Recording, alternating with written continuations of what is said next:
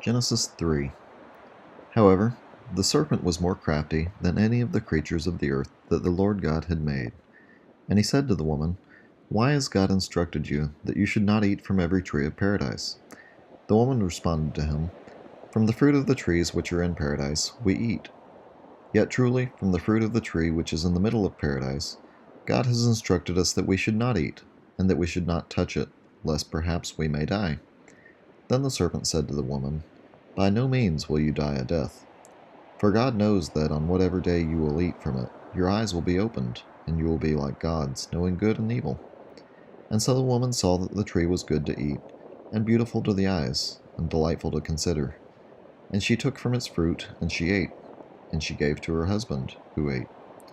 And the eyes of both of them were opened.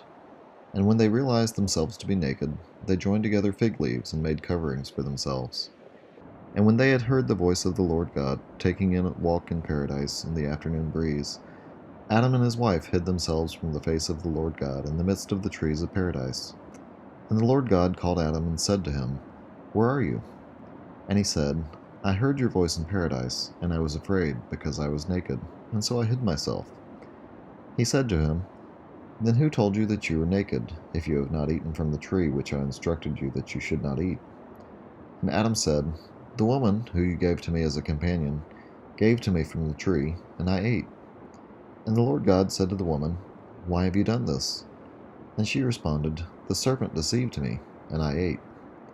And the Lord God said to the serpent, Because you have done this, you are cursed among all the living things, even the wild beasts of the earth. Upon your breast shall you travel, and the ground shall you eat, all the days of your life. I will put enmities between you and the woman, between your offspring and her offspring. She will crush your head, and you will lie in wait for her heel. To the woman he also said, I will multiply your labors and your conceptions. In pain shall you give birth to sons, and you shall be under your husband's power, and he shall have dominion over you. Yet truly, to Adam he said, Because you have listened to the voice of your wife, and have eaten of the tree, from which I instructed you that you should not eat, cursed is the land that you work. In hardship shall you eat from it, all the days of your life. Thorns and thistles shall it produce for you, and you shall eat the plants of the earth. By the sweat of your face shall you eat bread, until you return to the earth from which you were taken. For dust you are, and unto dust you shall return. And Adam called the name of his wife Eve, because she was the mother of all the living. The Lord God also made for Adam and his wife garments from skins, and he clothed them. And he said, Behold, Adam has become like one of us, knowing good and evil.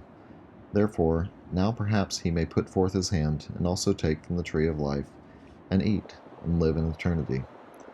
And so the Lord God sent him away from the paradise of enjoyment, in order to work the earth from which he was taken. And he cast out Adam. And in front of the paradise of enjoyment he placed the cherubim with the flaming sword, turning together to guard the way to the tree of life.